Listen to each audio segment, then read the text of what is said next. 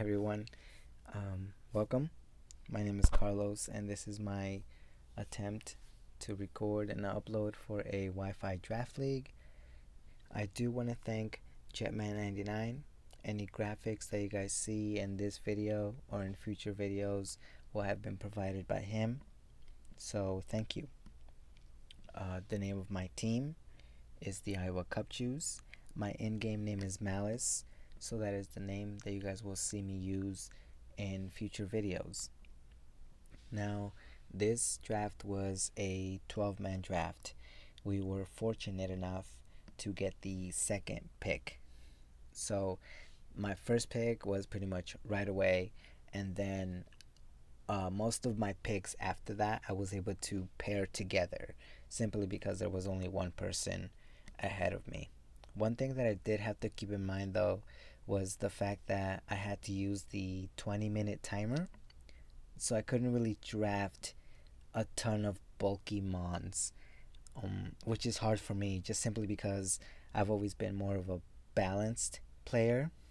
I have the proper switch-ins for this, and especially defensive, just regular defensive, and those kinds of things. My first pick was kind of tough, but I figured I had to go with Shifu Single Strike. Now, this helps me simply because he has the move Wicked Blow, which is always a critical hit. So no matter what walls my opponent wants to bring in against me, it will always be a critical hit. The speed is not the greatest, sitting at 97, but he does have access to Stab Sucker Punch. This will allow me to hit things that are faster than me. We also have access to things like Iron Head and Poison Jab, which help with the fairies that we are 4 times weak against at this point. We do have access to U-turn as well, so we can predict the switch and go for a U-turn, gain some momentum.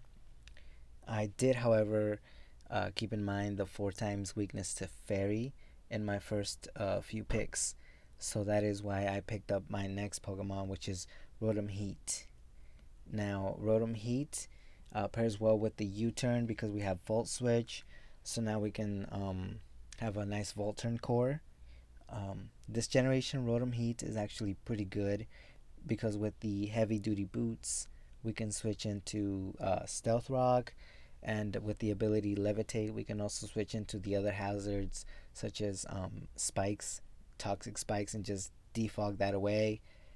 This thing can be pretty bulky, so we do have access to things like setting up Reflect, Light Screen, and as I said, it does help us switch into those fairy type attacks, which Urshifu is 4 times weak against.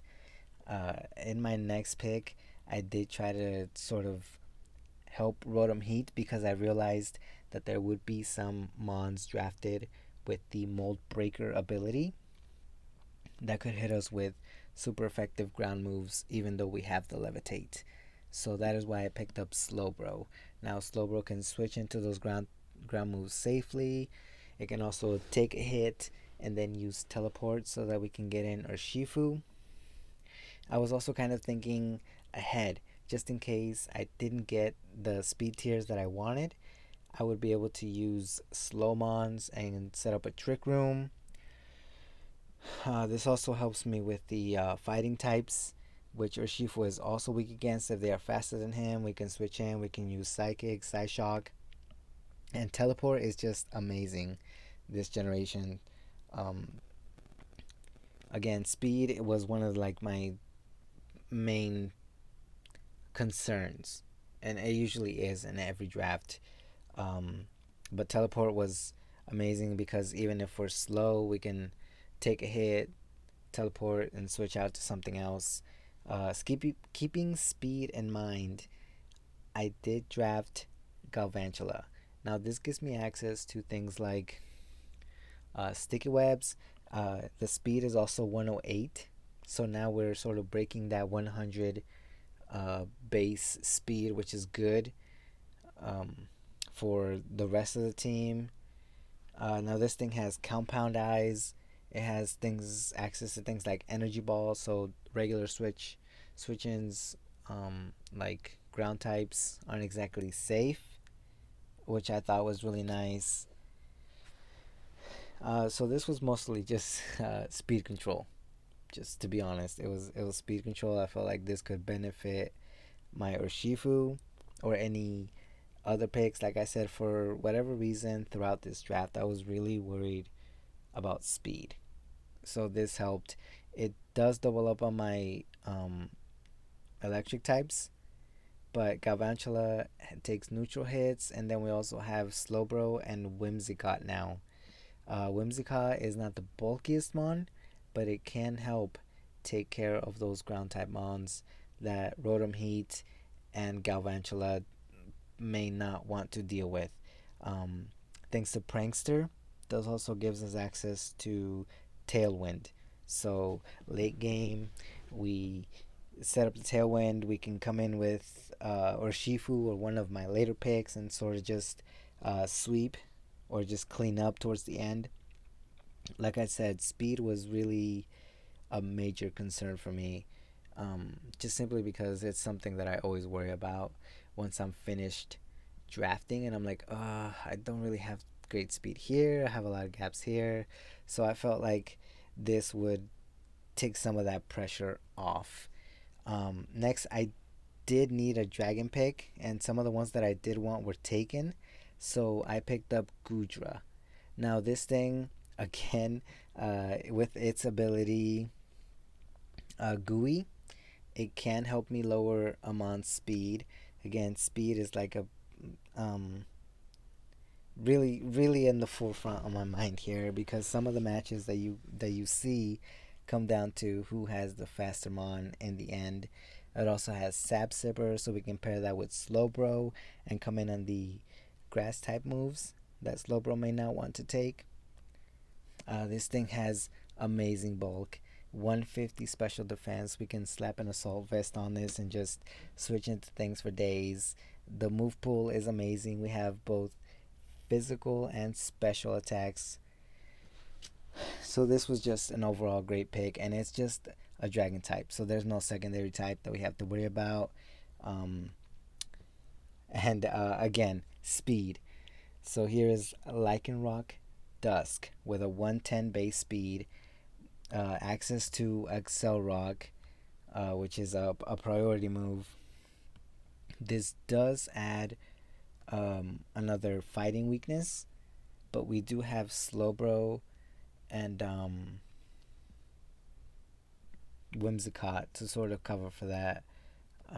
This mound, I'll be honest, I thought I was picking the one that had Sand Rush, just because I felt like I saw at the time that some of my opponents were drafting like moves Pokemon with sun or sand or whatever, and I thought that I was drafting the one that had Sand Rush, but I wasn't. So this was kind of a mistake of a blunder or whatever, but it's all right. We can work around that. Next is Steelix. I didn't have a steel type up at this point, and I knew that I would need one.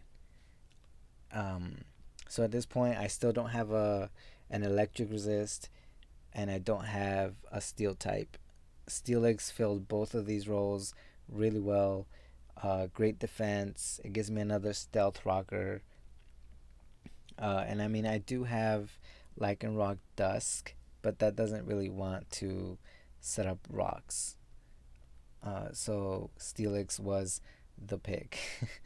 I was debating between Steelix and the elephant. I forget the name right now, but I felt like this just filled the roles that I needed to fill at that time. Speaking of roles needing to be filled, I needed a ghost type, because right now I have this huge, well, not huge, but I definitely have a fighting weakness in my team.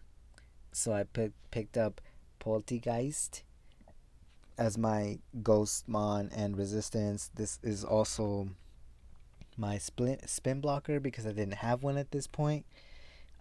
This is a setup mon, So just because of what I mentioned at the beginning of the draft, I wanted to go more offensive. I wanted things that could set up, and this is good. With weak armor, the speed is raised by 2.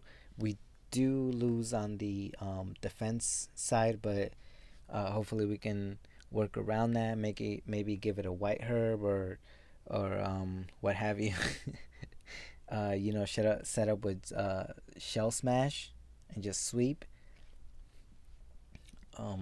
My next pick, this actually gives me Aurora Veil, which I thought was great. So now we have speed control, we have setup mons. How do we help that? So that's why I picked. God, this name's gonna kill me. Vanillux. I hope I'm saying that right. I don't usually say these names out loud because I never record. Um, but yeah, it does give us Aurora Veil. It gives us an ice Pokemon for those dragon types, for those grass types, and it's this thing gets freeze dry. So even those water types that would normally be free to switch in, they just can't. So that was the thought process behind that mon. And then looking at my team, I saw that I had a lot of ground weaknesses. My big concern was like things that had mold breaker, just because I usually myself always draft one, just so I can hit mons with earthquake because it's such a great move. Um, so I needed something that would be um, what's the word? That wouldn't get hit with that no matter what. So a flying type was definitely a priority at that point. I did have my eyes on Xatu, but Sigilif was what was available at that point. But it is pretty good. It has magic card, so that means I don't take damage from toxic, will-o-wisp, any kinds of hazards, and its move pool is pretty good. Again, base speed 97, but we do have the Galvantula with sticky webs, and we have the tailwind. One thing that I felt I didn't have towards the end of my draft was something to hopefully absorb, or I guess just to absorb toxic spikes in case I couldn't defog with either Rotom or Whimsicott. I didn't want to have to worry about those kinds of things, so I drafted Drapion. This also gave me another dark type, just because I felt like I had a dark type, but it wasn't like I don't know how to explain it. To the end, like towards the end of the draft, I was kind of like, just what do I need? What is left? I needed knockoff. I needed stab knockoff, and that's what this is. That's literally what that was. So that's it for the draft. Thank you for joining me. Thank you for any future videos that you guys watch.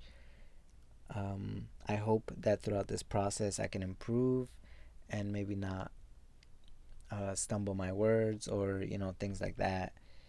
Um, Definitely want to stop saying so much. So thank you for watching. I hope you guys will join us as we take on our first opponent, the Neosho Necrozmas, coached by Preston for week 1. Fingers crossed. Hope we do well. And if not, then let's just hope we do get the match done within the 20-minute time limit. That's all I got for you guys right now. Thanks for watching. And this is Malice signing off. Bye.